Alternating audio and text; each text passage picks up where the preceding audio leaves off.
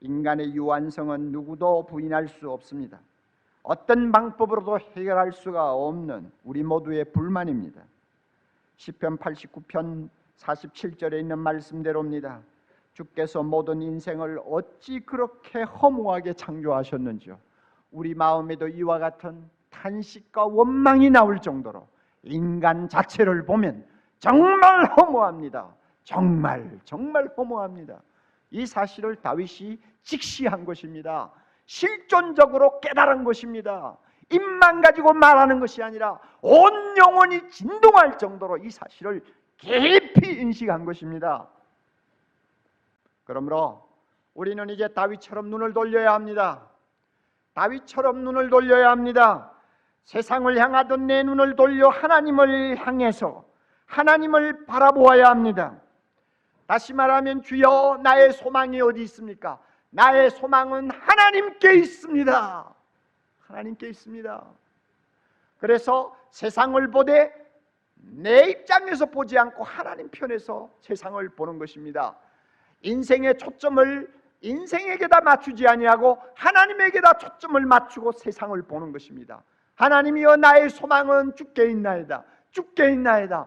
주님 편에서 세상을 보기를 원합니다. 주 안에서 인생의 모든 것을 해석하기를 원합니다. 모든 나의 인생관은 주님으로부터 시작해서 주님으로부터 마치기를 원합니다 하는 내용이 바로 주여 나의 소망은 주께 있나이다 하는 말입니다.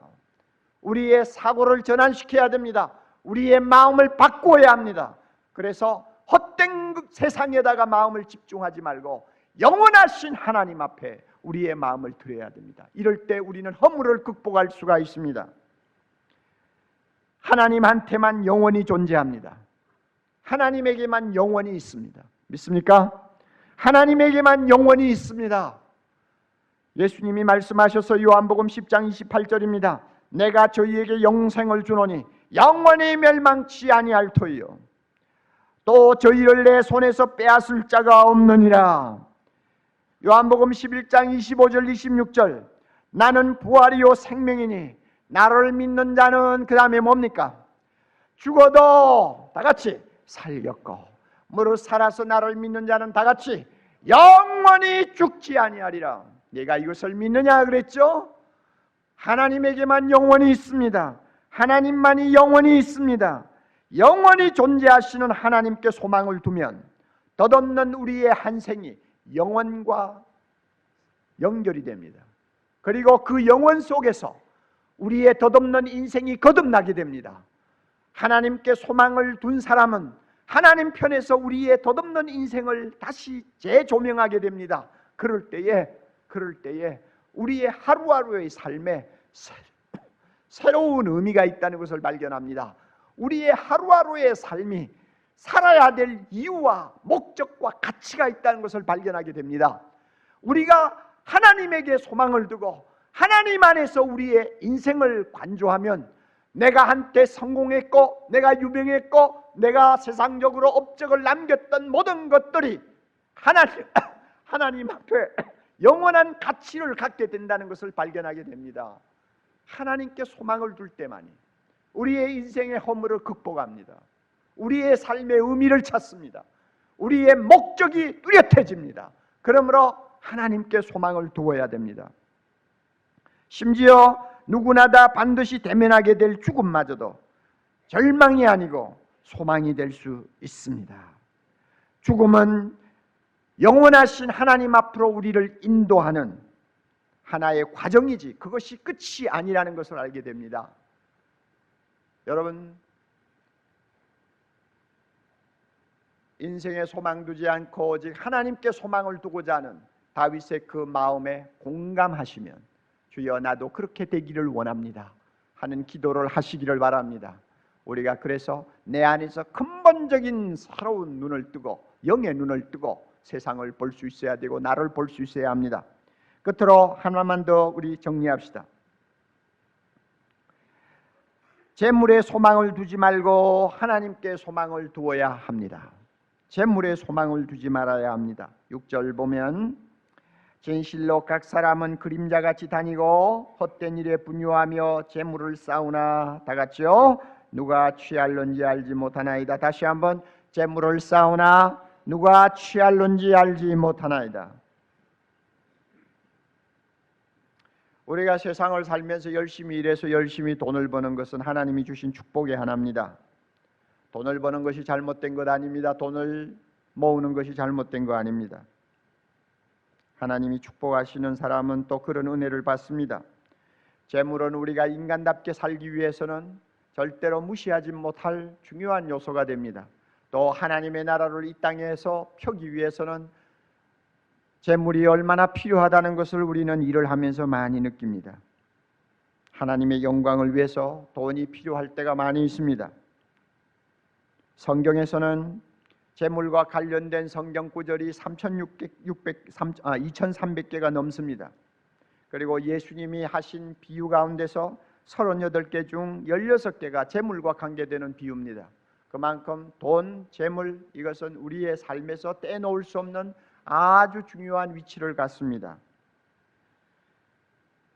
그래서 사람들은 많이 벌기를 원합니다. 또 많이 모으기를 원합니다. 하나님도 건전하게 벌고 열심히 벌어서 재산을 모을 수 있다면, 그리고 그것을 바로 쓸 수만 있다면 우리 모두가 또 부자가 되기를 원하시는지도 모릅니다.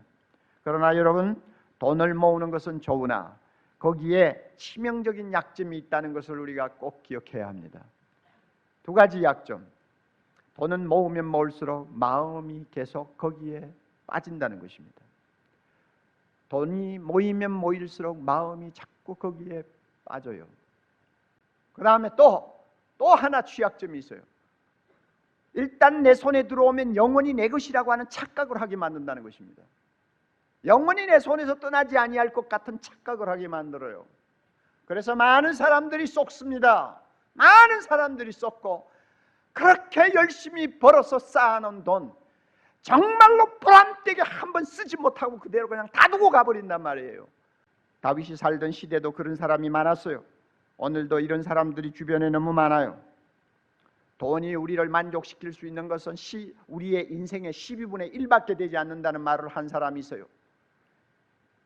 오행이라고 하는 유명한 소설가가 쓴 단편 소설에 보면 그래요. 어떤 사람이 가난하게 살다가 갑자기 막대한 유산을 물려받게 되었습니다. 한꺼번에 돈이 들어오니까 지금까지 써보고 싶어도 쓰지 못하던 그 한이 얼마나 많았겠어요. 그러니까 쓰고 싶은 대로 돈을 썼는데 한 달 동안 실컷 쓰고 나니까 그 다음에는 그냥 물려가지고 그 다음에 따라오는 허무감을 감당하지 못해서 자살했다 하는 것이 그 사람의 소설이에요. 그러니까 1년 12달 중에 한 달 실컷 쓰는데 돈이 필요하고 나머지 11달에는 돈이 별로 의미를 갖지 않더라 하는 이야기입니다. 이건 사실 진리예요. 돈이 있을 때 좋은 부분이 있죠. 그러나 그것을 우리가 인생 전체를 놓고 볼 때는 지극히 한 부분에 지나지 않아요. 돈이 우리를 만족시킬 수 있는 것은 한 부분이에요. 전부가 아니에요. 그러므로 우리가 돈의 마음을 빼앗겨서는 안 되고, 돈이 내 것이 영원히 내 것인 것처럼 착각해도 안 된다는 것입니다. 그러므로 우리는 다윗처럼 고백할 수가 있어야 돼요. 돈을 보는 눈이 달라져야 돼요.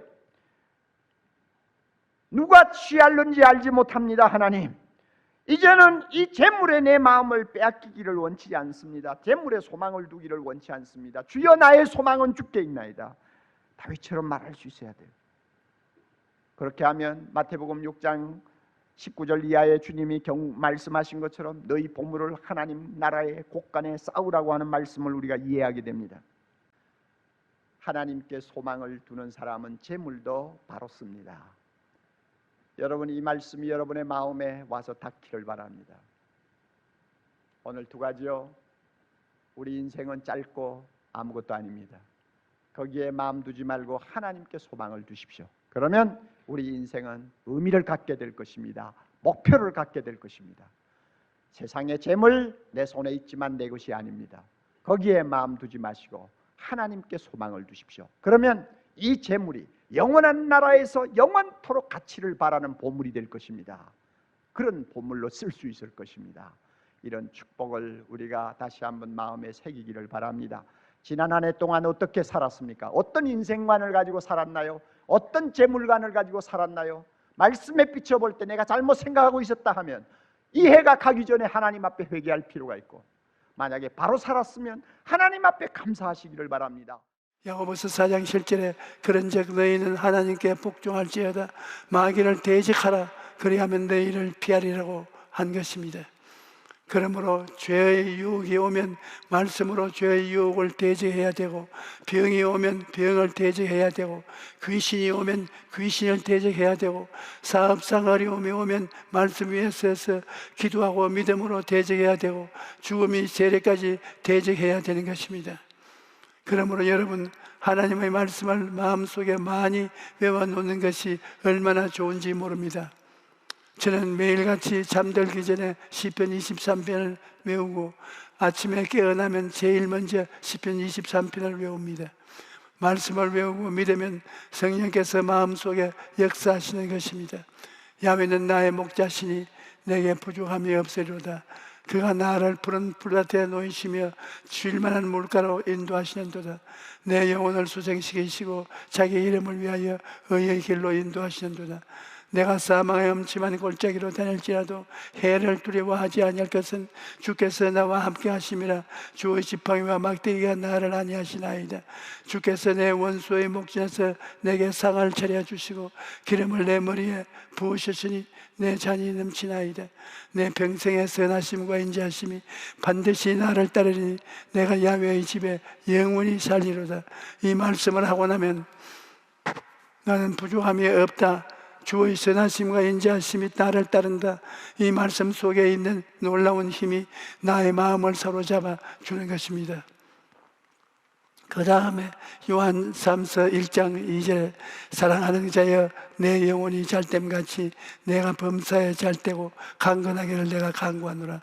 이 말씀을 외워놓으면 내가 어떻게 살까 걱정과 염려와 두려움이 다가올 때 성경에 내 영혼이 잘됨같이 내가 범사에 잘되고 강건하기를 내가 간구한다고 말했으니 반드시 잘 될 것을 생각하고 잘 될 것을 꿈꾸고 잘 될 것을 믿고 잘 될 것을 강하게 선포할 수가 있는 것입니다.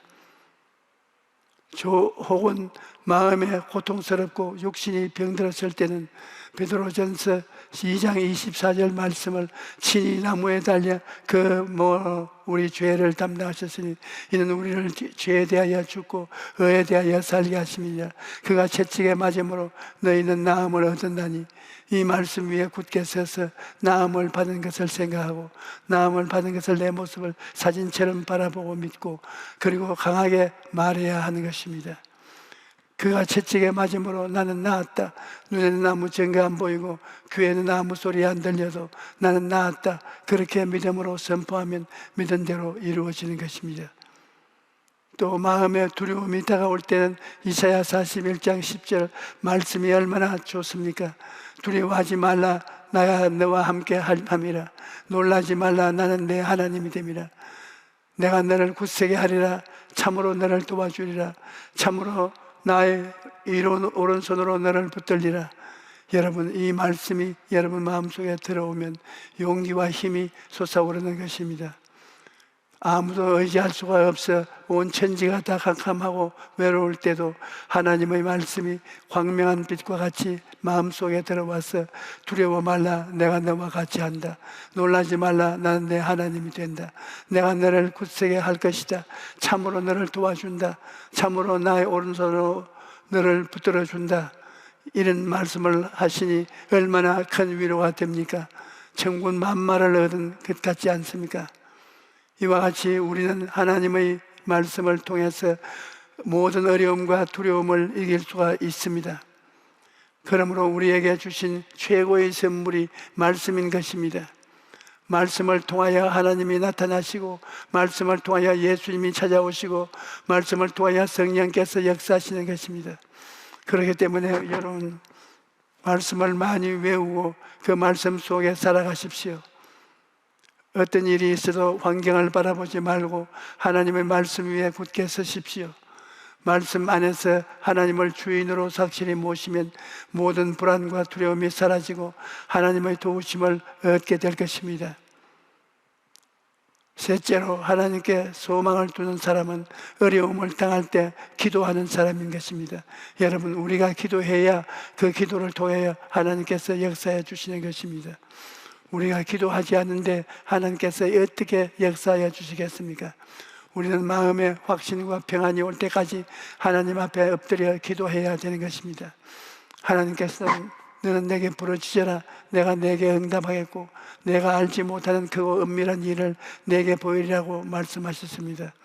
어려움을 당할 때 홍해가 내 앞을 가로막을지라도 우리가 기도하면 하나님께서 홍해가 갈라지게 하시는 것입니다.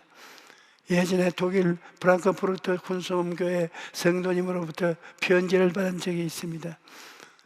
이분은 한국 사람이 아닌 독일 사람인데 루게르 병을 앓고 있었습니다. 주변 사람들이 독일 사람이 왜 말도 안 되는 한인 교회를 다니냐고 물어볼 때마다 이분이 대답하기를, 통역 없이는 알아들을 수 없지만 이 교회는 성령님의 임재가 있는 교회, 아픈 몸을 이끌고 가서 예배를 드리면 몸이 가벼워지는 것을 체험하기 때문이다, 그렇게 말했다는 것입니다. 그런데 이분이 간증이 감동을 들어온 것은, 이분은 루게릭병 때문에 잘 움직이지 못하지만 하나님께 기도함으로써 날마다 기적을 체험하고 있다고 간증한 것입니다. 기도하니까 하나님께서 건강한 자녀들을 출산하게 해주시고, 기도하니까 하나님께서 듣는 자를 보내셔서 자녀들을 키울 수 있게 해주시고, 기도하니까 불신자인 친정아버지가 예수님을 믿고 이분의 간증에 새집까지 마련해 준 것입니다. 그래서 자기는 몸이 불편해서 아무것도 할 수 없지만 기도하면 주님께서 모든 것을 해주신다고 간증한 것입니다. 그리고 오중보험과 삼중축복의 말씀이 자신의 삶을 변화시키고 너무나 큰 힘이 되었다고 저에게 감사한 전해왔습니다. 여러분, 기도는 이와 같이 위대한 힘을 가지고 있는 것입니다. 몸이 연약해서 움직이기 힘든 사람도 기도를 통해서 많은 일을 할 수 있을 것입니다. 중국 선교사 허선 테일러도 건강에 좋지 않아서 병상에 있을 때 하나님께 기도만 했는데 자기가 건강할 때도 하지 못하는 일까지 하나님께서 다 이루어 주셨다고 간증한 것입니다. 여러분, 우리 인간은 연약해서 할 수 없는 일이 참 많습니다. 그러나 전능하신 하나님께는 불가능이 없는 것입니다. 그러므로 어려움을 당하실 때 낙심하거나 두려워하지 말고 하나님께 나아가서 기도하십시오. 사람들을 대개 곧 시련을 당할 때 다 끝났다고 말합니다. 하지만 하나님께 소망을 두는 사람은 그렇게 말해서는 안 됩니다. 다 끝났다가 아니라 아직 늦지 않았다라고 말해야 합니다. 왜냐하면 우리에게 아직 기도가 남아있기 때문인 것입니다. 여러분, 하나님은 우리는 언제나 우리에게 아직 늦지 않았다라고 말씀하십니다. 우리가 기도하면 하나님께서 역사하셔서 문제를 해결하시고 길을 열어주시는 것입니다. 그런데 오늘날 많은 사람들이 몇 번이고 기도하다가 포기하고 마는 것을 봅니다. 그러나 여러분, 기도는 영적인 전쟁입니다. 전쟁이란 그렇게 쉽게 끝나지 않아요. 싱겁게 시작해서 싱겁게 끝나는 전쟁은 없습니다. 생사를 걸어놓고 투쟁이 바로 전쟁인 것입니다. 우리가 하나님께 나아가는 길은 막고 있는 마귀와 악령들과 한판 싸움을 하는 것이 우리의 기도인 것입니다. 그 때문에 기도에는 인내가 필요합니다. 엘리야는 기도로 비를 내리게 했던 이스라엘의 위대한 선지자입니다. 그런데 그가 한 번 기도해서 비가 내린 것이 아닙니다. 엘리야는 한 번 기도해서 응답이 없자 두 번 기도했습니다. 두 번 기도하자 응답이 없자 세 번 기도했습니다.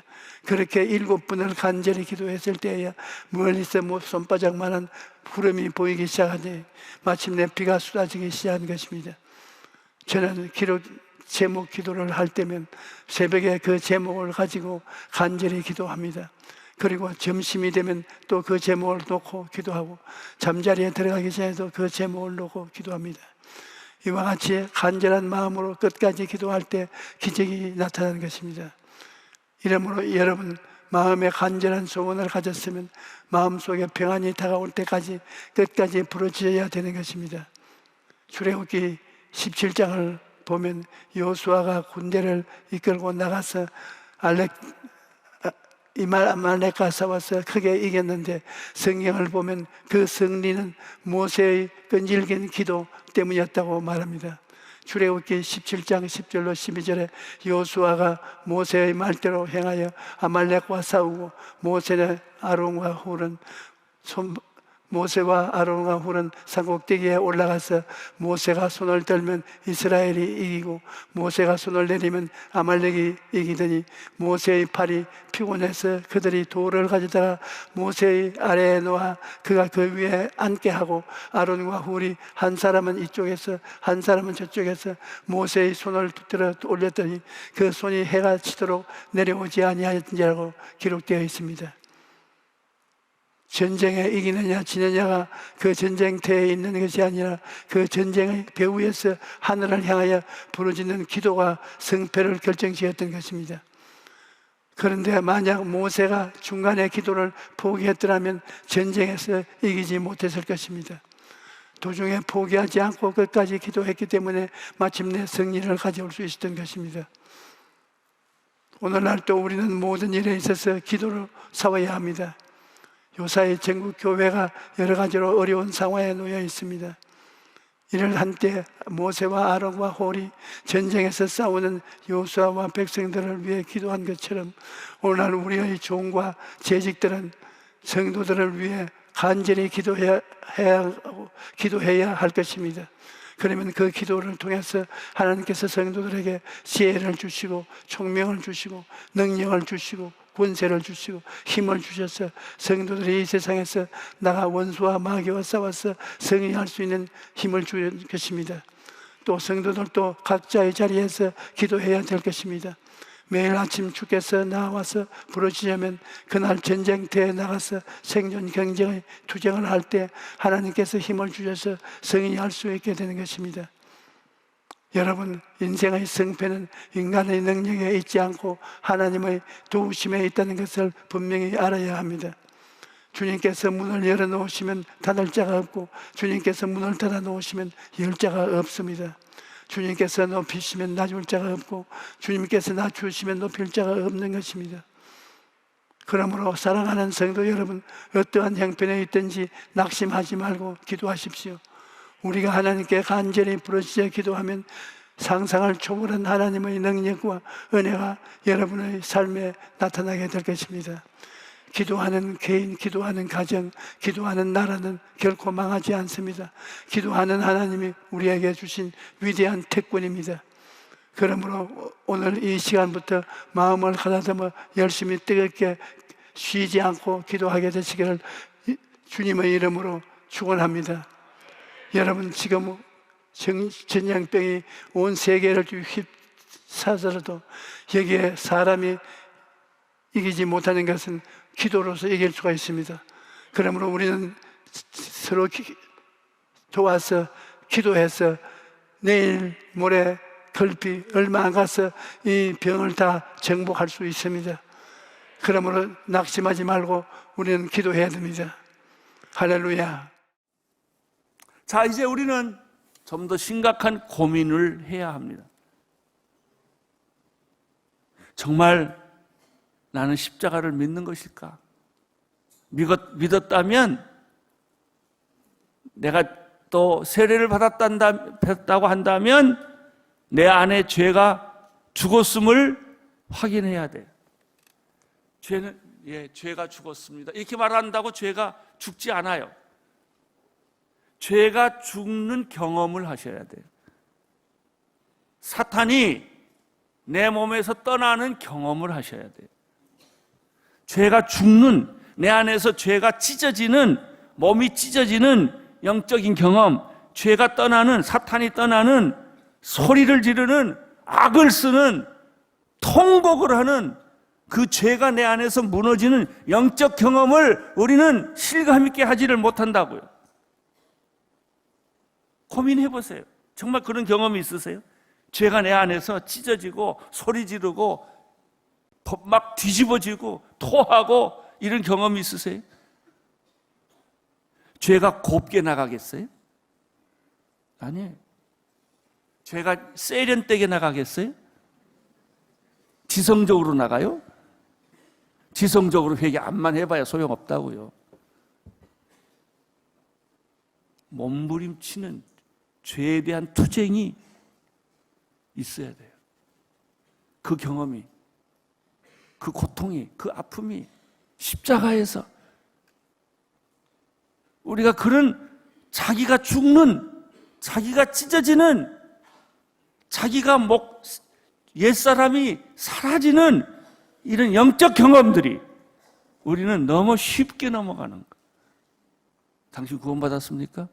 예, 구원받았습니다. 진짜요? 그러면 구원받았는지 시범받았는지 잘 모르겠습니다. 구원을 너무나 값싸게, 세례를 너무나 값싸게, 십자가를 너무나 값싸게 그냥 흘러가 버린 거예요. 로마서 5장 6장 로마서 6장 5절 6절 7절 같이 읽겠습니다. 시작. 우리가 그리스도의 죽으심과 같은 죽음으로 그분과 연합한 사람이 되었다면 분명히 우리는 그리스도의 부활하심과 같은 부활로 그분과 연합한 사람이 될 것입니다. 우리의 옛사람이 십자가에 못 박힌 것은 죄의 몸이 멸하여 우리가 더 이상 죄의 종이 되지 않게 하려는 것입니다. 이는 죽은 사람은 이미 죄에서 벗어났기 때문입니다. 여러분, 이 죄가 내 안에서 십자가로 말미암아 죽고, 그건 내가 노력해서 죽는 거 아니에요. 예수님이 십자가에 못 박혀 죽었기 때문에 그 자체가 능력이에요. 그것을 믿으면 죄가 죽는다는 거예요.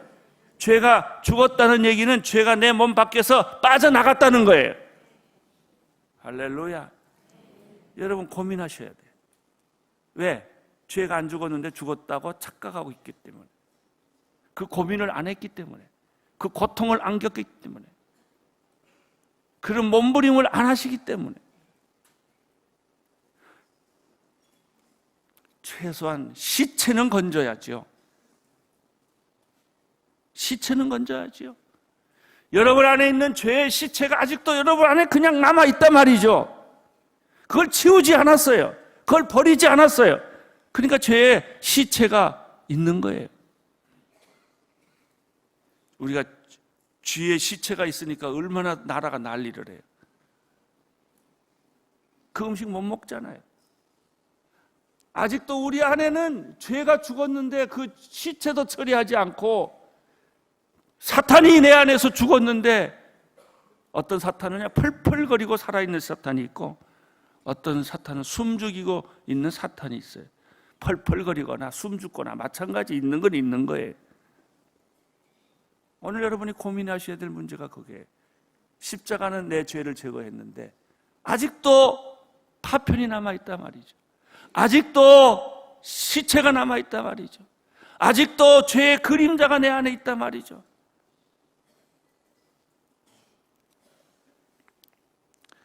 로마서 6장 8절 읽어주세요. 시작. 우리가 그리스도와 함께 죽었다면 또한 그분과 함께 살 것을 믿습니다.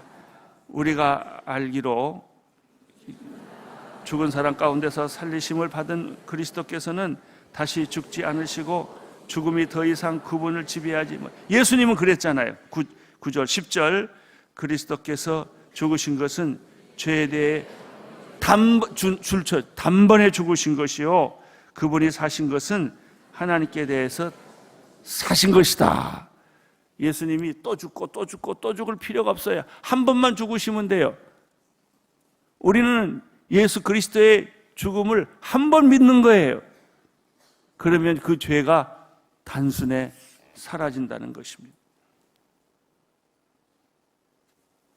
자, 여기서 우리는 굉장히 중요한 메시지 하나를 받습니다. 첫째는 우리가 십자가를 믿으면서 죄가 죽었다는 사실을 선포도 하지 못하고 시체도 못 건져냈는데, 그러니까 이렇게 괴로워하고 있는 거예요. 자꾸 냄새가 나고. 근데 이제 오늘 이 시간이에요. 이 설교 듣는 이 시간에 그 맞다, 그 말이 맞다. 내 안에는 아직도 잘은 모르겠는데 죄의 시체가 아직도 있구나. 이걸 느끼는 사람들은 어떻게 해야 돼요? 예수님의 십자가가 내 죄를 완전히 해결됐다, 단번에 해결됐다는 사실을 어떻게 하셔야 돼요? 믿으셔야 돼요. 믿으셔야 돼요. 이거를 선포해야 돼요. 죄 안에 죄는 더 이상 내 안에 살아있을 수가 없다고 여러분의 입으로 시인하고 마음으로 믿어야 돼요. 그때 죄가 그 능력을 잃어버려요. 오늘 그렇게 하시겠습니까? 예? 죄가 죽었다고 선포하시겠습니까? 여러분 안에는 사탄의 존재가 능력이 없다는 사실을 인정하시겠습니까? 선포하시겠습니까? 예, 오늘 선포하는 순간에 그 능력이 나타난다는 거예요. 그 능력이. 잘 들으세요. 그 다음에 지금까지 그러면은 왜 예수 믿고 십자가를 믿는데도 죄가 계속해서 그림자처럼 파편처럼 남아있느냐 이거예요. 안 했기 때문에, 선언을 안 했기 때문에. 오늘 선언하면 오늘부터 죄가 여러분 안에서 다시 재생할 수가 없어요. 죽었다가 죄가 다시 못 살아나요. 예수는 살아나도 죄는 못 살아나요.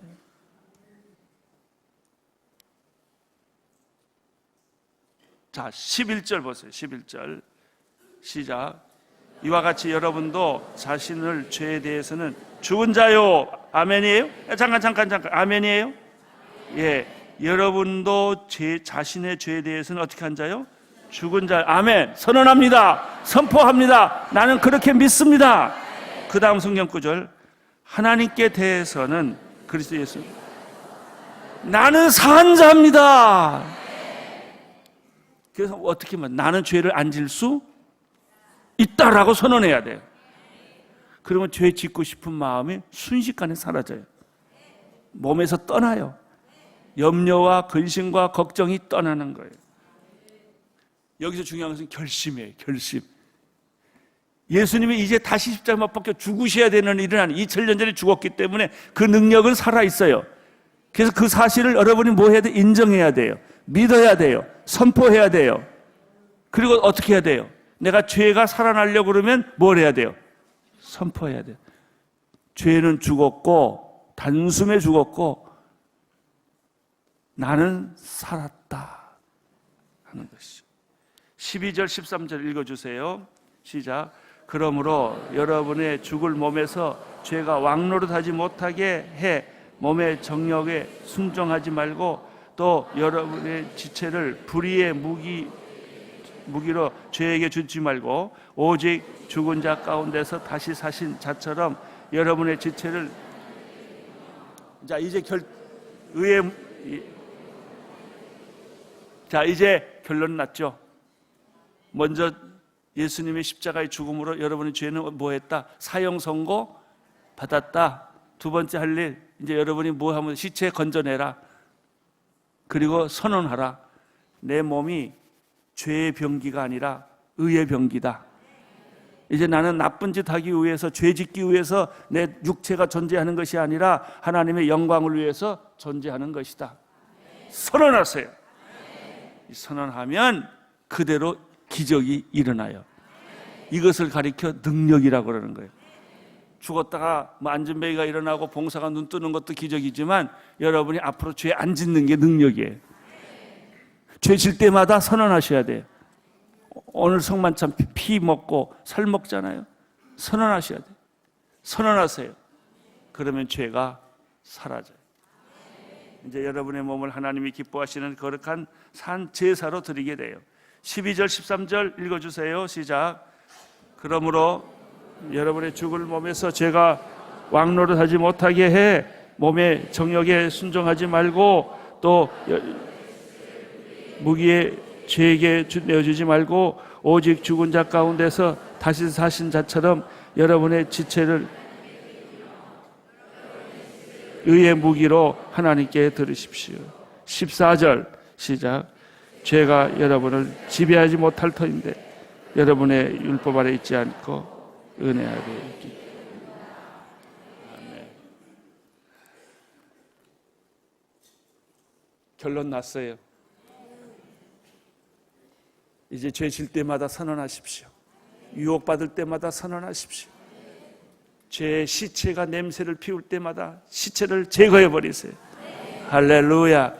이것이 오늘 성만찬입니다. 기도하겠습니다. 죄의 능력이 내 안에서 사라지고 의의 능력이 나타나게 하여 주옵소서. 예수님 이름으로 기도합니다.